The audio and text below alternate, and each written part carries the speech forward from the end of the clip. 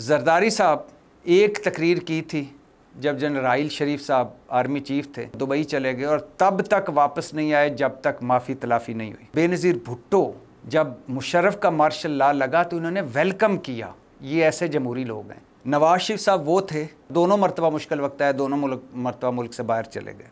ख्वाजा साद रफ़ीक के बारे में जवेद हाशमी कहते हैं कि मैं जेल से फ़ोन रोज़ाना करता था, डेढ़ दो घंटे के खड़े रहना, पार्टी ना छोड़ना, क्योंकि ये भी पार्टी छोड़ने लगे थे। राना सनाउल्लाह साहब ने कहा कि छड्डो यार सियासत, ऐसी सियासत दा की फ़ायदा। ख्वाजा साहब के अंदर भी एक ऑन ऑफ़ का बटन है, बटन ऑन करते हैं इनकलाबी हो जाते हैं, ऑफ़ करते हैं मफाहमती हो जाते हैं। एतजाज़ एहसन साहब का मशहूर वो जुमले हैं कि कलसूम नवाज साहबा 2 दिन मुझे कह रही थी कि डटे रहना है, लड़ना है हमने, और कहते 2 दिन बाद डील करके तो लंदन चले गए। थोड़े वड्डियां भी डील की, तुसा भी डील की।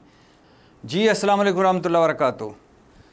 मैं पिछले 10-15 दिनों से देख रहा हूँ टीवी चैनलों पर, इंटरव्यूज़ में, तकरीरों में, बयानों में, ये पीडीएम वाले, ये हुक्मरान इत्तेहाद, ये पीपल्स पार्टी वाले, ये मुस्लिम लीगी, ये मौलाना की जमात के लोग, ये 13-14 जमातें जो कल तक मुलज़म और मुजरम थी, जिनके हाथ में अचानक उड़ता बटेर आ गया और पाकिस्तान जो बेयारो मददगार पाकिस्तान पर आज ये हुक्मरान बनकर बैठ गए हैं। ये लोग पिछले 14-15 दिनों से इमरान खान पे कमाल जुगतें कस रहे हैं, ठट्ठे, मजाक, तंज। ओ भाई तुम तो अमेरिका से लड़ाइयाँ लड़ रहे थे, एब्सोल्युटली नॉट कह रहे थे, जिहाद कह रहे थे, तुम तो हकीकी आज़ादी के जंग लड़ रहे थे। ये क्या हुआ, थोड़ी सी सख्ती आई, तुम 2 दिन की जेल नहीं काट सके, तुम्हारी पार्टी हवा हो गई, ये चूरी खाने वाले मजनू साबित हुए, ये एक पतली गली से निकल गए। हम हैं, फिर उसके बाद ये कहते हैं हम हैं जिन्होंने सख्तियाँ बर्दाश्त की, जेलें बर्दाश्त की, हवालातें बर्दाश्त की।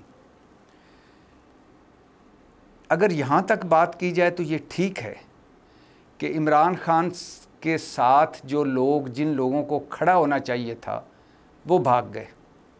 शेरी मज़ारी साहबा, मैं अपनी बेटी का दुख नहीं देख सकती, सुभान अल्लाह भाई। फवाद चौधरी साहब, मैं ब्रेक ले रहा हूँ। मलाइका बुखारी, मेरा एक बेटा है, जेल का एक दिन जो होता है वो बड़ा भारी होता है, बड़ी जेल में गर्मी होती है। मुसर्रत चीमा साहबा, मेरा बेटा कैंसर का मरीज़ था, तो इसलिए मैं इतनी देर उसके बगैर नहीं रह सकती। और इसी तरह सारे लोग। माना सख्ती है, माना दबाव है, माना प्रेशर है, लेकिन भाईजान यही तो वक्त खड़ा होने का होता है। अगर आपने 13 महीने ललकारे मारे तो अब खड़ा होना चाहिए था। यहाँ तक तो बात ठीक है, लेकिन ये कहना लीगियों का, पीपल्स पार्टी का, मौलाना साहब की जमात वालों का और बाकियों का कि हम हैं जिन्होंने सख्तियाँ काटी, जिन्होंने जेलें बर्दाश्त की, खेत मिट्टी जेलें बर्दाश्त की। भाई नवाज शरीफ साहब की ज़िंदगी में, नवाज शरीफ साहब की ज़िंदगी में 2 मुश्किल वक्त आए। एक, जब मुशर्रफ का मार्शल लॉ लगा, वो डील करके सऊदी और लबनानी शहज़ादों की मदद से डील करके पतली गली से जद्दा सरूर पैलेस चले गए और वहाँ अल्हम्दुलिल्लाह बैठकर अब कारोबार भी किए और फिर वहाँ से लंदन गए और सियासतें की और फिर वापस आए। दूसरा मुश्किल वक्त आया जब पैनामा लीक्स में ये और इनका ख़ानदान पकड़ा गया और उसके बाद ये नाहल हुए, जेल गए। तो भाई के स्टाम्प पेपर पर, 50 रुपए का स्टाम्प पेपर भाई की गारंटी पर, ये हमारे निज़ाम, हमारे निज़ाम इंसाफ की बदौलत ये एयर एम्बुलेंस में बैठकर लंदन गए और वहाँ से वापस नहीं आए। इलाज करवाने गए थे, 1 दिन भी इलाज नहीं हुआ और ये गए थे कि मैं सडन डेथ का ख़तरा है मुझे, 12 बीमारियाँ हैं, 17 दवाइयाँ खाता हूँ, 7 स्टंट पड़े हुए हैं और 3 मरतबा मेरी हार्ट सर्जरी हुई है। पहले मरतबा 8 हफ्ते का तिब्बी रिलीफ मुजरम को दिया गया और वो जाती महल राय विंड चले गए और वहाँ जाके बैठ गए। और दूसरी मरतबा लंदन चले गए, वह लंदन से यूरोप सैर कर रहा है, उम्रा कर रहा है, वाक़े की, टाँकें की, पार्टियों की सदारतें की, हुकूमत गिराई, अब हुकूमत चला रहे हैं वहाँ बैठ के, लेकिन एक दिन इलाज नहीं, एक दिन बाकायदा अस्पताल नहीं। जरदारी साहब एक तकरीर की थी जब जनरल राहिल शरीफ साहब आर्मी चीफ थे कि तुम फ़ौज के ख़िलाफ़ एक तकरीर की कि तुम 3 साल के लिए आते हो, हम हमेशा रहेंगे, तुम्हारी ईंट से ईंट बजा देंगे। उसके बाद पतली गली से निकले और दुबई चले गए और तब तक वापस नहीं आए जब तक माफ़ी तलाफ़ी नहीं हुई। बेनज़ीर भुट्टो साहबा थोड़ा सा मुश्किल वक्त आया जब केसेस थे, पतली गली से निकली, दुबई चली गई और जलावतनी पे चली गई। और बेनज़ीर भुट्टो वो हैं, जब मुशर्रफ का मार्शल लॉ लगा तो इन्होंने वेलकम किया। ये ऐसे जमहूरी लोग हैं। भुट्टो साहब, बड़े भुट्टो साहब, सिकंदर मिर्ज़ा ने लॉन्च किया, अयूब खान को डैडी कहते थे, उनकी काबीना के थे और चीफ़ मार्शल एडमिनिस्ट्रेटर रहे। बेनज़ीर भुट्टो, उनके भाइयों की बेनज़ीर भुट्टो से लड़ाई ये थी कि ये डील करने, वो भाई कह समझते थे कि ये डील करने जा रही हैं ज़िया-उल हक साहब के साथ। और खैर से फिर जब मुशर्रफ का मार्शल लॉ लगा, जैसे मैंने बताया, इन्होंने वेलकम किया और फिर सियासत की। मुश्किल वक्त आया, वो भी निकल गई। जरदारी साहब डील करके जब जेल से सीधा मुशर्रफ साहब से अमीन फ़हीम के ज़रिए वो भी निकल गए। अच्छा, फिर उसके बाद नवाज शरीफ साहब वो थे जो ज़िया-उल हक साहब की पैदावार थे, मार्शल लॉ की एडमिनिस्ट्रेटर की पैदावार थे। और जब जुनेजो हुकूमत बरतरफ हुई तो ज़िया-उल हक के साथ खड़े थे और दोनों मरतबा मुश्किल वक्त आया, दोनों मरतबा मुल्क से बाहर चले गए। और दूसरी मरतबा जावेद हाशमी साहब को मारें खाने, जेलें और हवालातें बर्दाश्त करने के लिए छोड़ के चले गए और तब वापस आए जब हालात बदल गए। और वहाँ बैठकर भी ये पूरा मंसूबा बनाया और इम्प्लीमेंट कराया कि जावेद हाशमी कोई हमसे बड़ा लीडर ना बन जाए। जावेद हाशमी साहब ने अपनी किताब, वो जो जेल की आप बीती है, याददाश्त है, जो जेल के दिन के गुजरों, जेल में जितने दिन गुजरे हैं उन पर उन्होंने किताब लिखी, किताब पढ़ लें। वो कहते हैं कैसर शेख एमएन ए जो था वो मेरी मदद करता था, नवाज शरीफ साहब ने उसको लंदन बुलाया, कलसूम नवाज साहबा, शहबाज शरीफ और नवाज शरीफ बैठे थे और उनको कहा कि तुम उसकी मदद क्यों करते हो? उसने कहा वो आपकी पार्टी का कायम मकाम सदर है और वो जेलें काट रहा है, मारें खा रहा है आपके लिए। उसने कहा ना ना ना, तुम उसको बड़ा लीडर बनाना चाहते हो।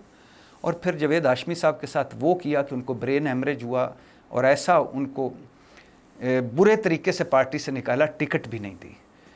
जावेद हाशमी साहब बताते हैं, उनका आजकल एक क्लिप वायरल हो रहा है। जावेद हाशमी साहब बताते हैं कि जब भुट्टो साहब को ज़िया-उल हक साहब ने जेल में डाला तो 38-40 उनकी एग्जेक्टिव कमेटी या वो जो होती है एग्जेक्टिव काउंसिल जो पार्टी की, उसके मेंबर थे, 2 रह गए, बाकी सारे पतली गली से निकल गए। एहसन इकबाल साहब के वालिद साहब वैसे ज़िया-उल हक साहब की मजलिस शूरा के चेयरमैन थे, ये भी बताते हैं। अच्छा, फिर वो कहते हैं जब नवाज शरीफ साहब की टीम के लोग निकल गए, नाम लेके वो बताते हैं, आज जो सबसे ज़्यादा जुगते मार रहे हैं ख्वाजा आसिफ साहब। ख्वाजा आसिफ साहब के अंदर भी एक ऑन ऑफ का बटन है, बटन ऑन करते हैं इनकलाबी हो जाते हैं, ऑफ़ करते हैं मफामती हो जाते हैं। ख्वाजा आसिफ साहब जावेद हाशमी कहते हैं कि मुझे आकर मिले और कहा कि मैं तो सियासत छड़ दी है भाई, मैं तो दुबई नौकरी करने जा रहे हैं, और दुबई नौकरी करने चले गए। राना सनाउल्लाह साहब ने कहा कि छड्डो यार सियासत, ऐसी सियासत दा की फ़ायदा। राना सनाउल्लाह साहब भी कुछ अरसे के लिए गोशा नशीनी में चले गए, कहते हैं वो भी नहीं खड़े हुए। अच्छा, एहसन इकबाल, वो उन्होंने कहा, जावेद हाशमी कहते हैं कि एहसन इकबाल साहब ने मुझे कहा कि छोड़ें जी सियासत, मैं तो मदीना में डिप्टी मेयर या गवर्नर का डिप्टी लगने जा रहा हूँ, मैं तो वहाँ जाऊँगा, मदीना रहूँगा। तो मैंने कहा जाओ भाई, तुम भी मदीना चले जाओ।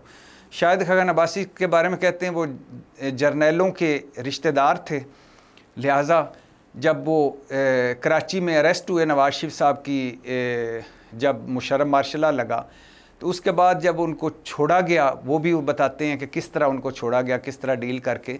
तो मैं फूल लेके गया तो मुझे घर आके वापस आके कहते हैं कि भाई आइंदा मेरी तरफ ना आना, मैंने नहीं सियासत करनी। और वो भी कहते हैं कारोबार में लगे रहे और फिर जब नवाज शरीफ वापस आए, हालात अच्छे हुए तो दोबारा उन्होंने शुरू की। अच्छा, राना तनवीर, उनके बारे में कहते हैं कि जावेद हाशमी साहब कहते हैं कि उन्होंने जिस तरह जेल काटी डॉक्टरों की मदद से और बाकी लोगों की मदद से, वो हमें भी जो थोड़ी सी जेल काटी वो मुझे पता है। और इसके अलावा परवेज़ रशीद साहब, जिन पर वाकई जुल्म हुआ मुशर्रफ दौर में, बहुत जिस्मानी और ज़हनी तशद्दुद हुआ, लेकिन वो कहते हैं जब वो जेल से निकले तो वो भी लंदन चले गए, अमेरिका चले गए और फिर वहीं रहे तब तक जब तक हालात बदल न गए और वहीं से ही बयानात देते रहे। ख्वाजा साद रफ़ीक के बारे में जावेद हाशमी कहते हैं कि मैं जेल से फ़ोन रोज़ाना करता था, 1.5-2 घंटे के खड़े रहना, पार्टी ना छोड़ना, क्योंकि ये भी पार्टी छोड़ने लगे थे, कह रहे थे कि ऐसी सियासत का क्या फ़ायदा। शेख रशीद जो नवाज शरीफ को एशिया का सबसे बड़ा लीडर कहते थे और आजकल इमरान खान साहब के साथ डटे हुए हैं, उनके बारे में वो कहते हैं कि एक धमकी मिली मुशर्रफ दौर में, मुशर्रफ मार्शल लॉ में, कलसूम नवाज़ साहबा उनके घर आई तो उनको कलसूम नवाज़ साहबा को कहा कि आइंदा मेरे घर ना आना, और मुशर्रफ काबीना में शामिल हो गए। तो ये वो कहते हैं कि ये लोग हैं जो आज का जुगते मार रहे हैं। जावेद हाशमी साहब कहते हैं ये वो लोग हैं जो आज इमरान खान को जुगते मार रहे हैं। भाई इमरान खान तो मौजूद है ना ज़मान पार्क में, वो तो नहीं गया ना जद्दा सरूर पैलेस, वो तो नहीं गया ना कि मैं 70 साल का बुज़ुर्ग आदमी हूँ, सडन डेथ का ख़तरा है, डील करके पतली गली से लंदन तो नहीं गया ना, वो तो इधर ही बैठा हुआ है ना। उसने बुरा काम किया, अच्छा किया, मुकदमे भुगत रहा है, तारीखें भुगत रहा है, पेशियाँ भुगत रहा है, यहीं बैठा हुआ है ना, यहीं पकड़ा जाएगा, यहीं जेल हो जाएगी, यहीं रहेगा।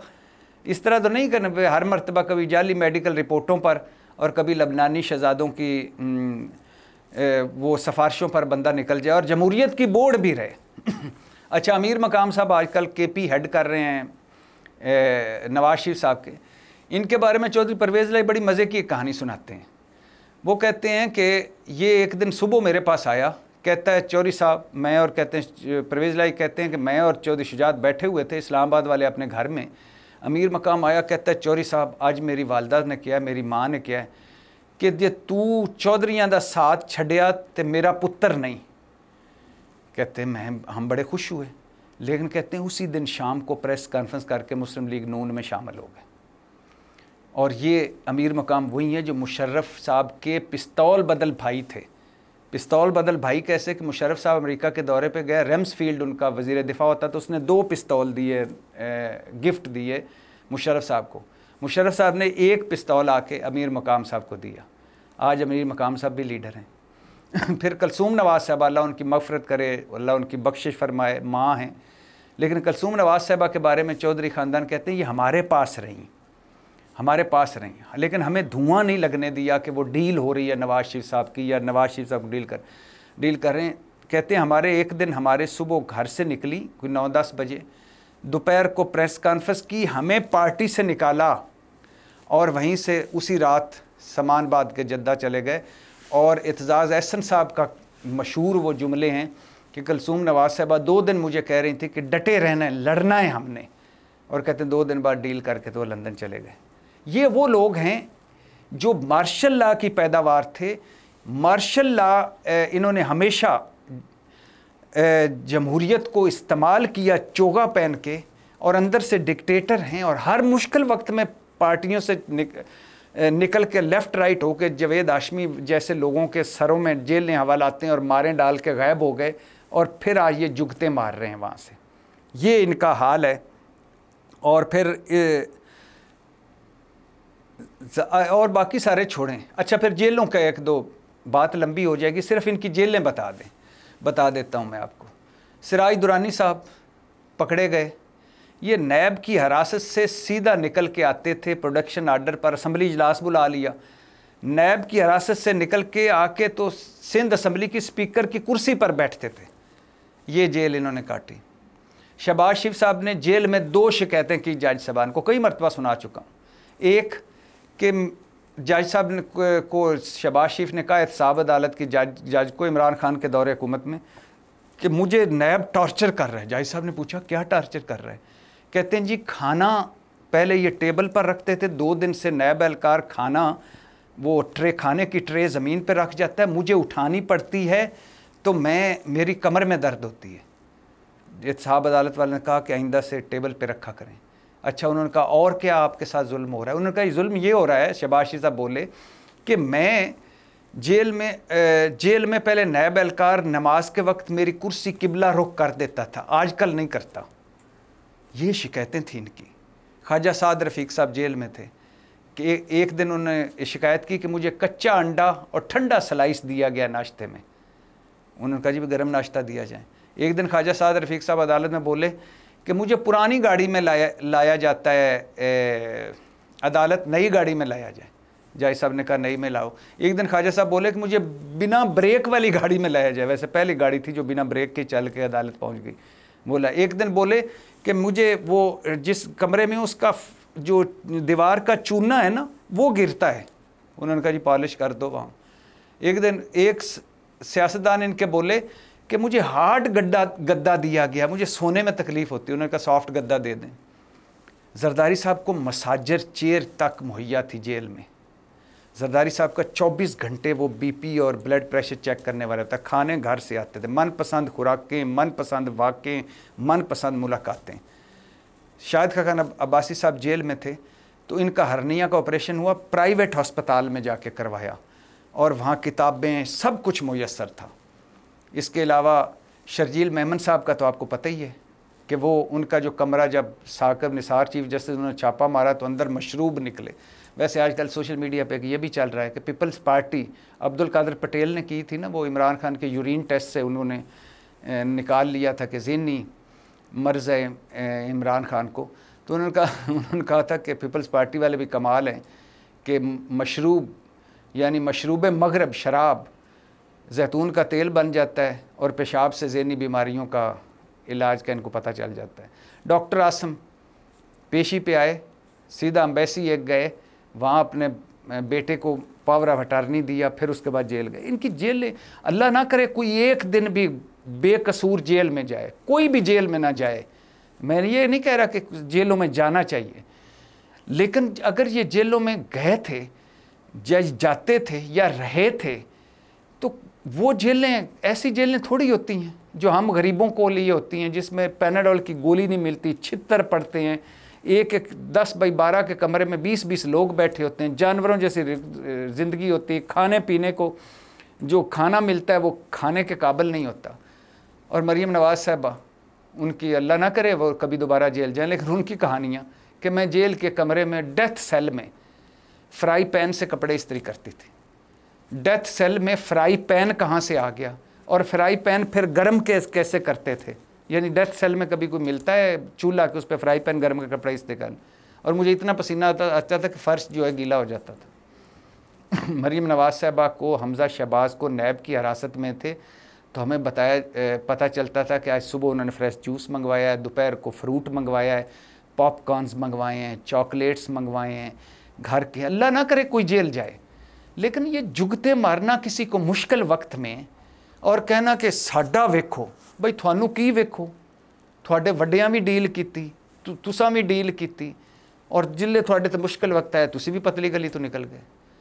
तो मुश्किल वक्त आता है वहाँ पता तो चलता है कि कौन खड़ा है कौन नहीं।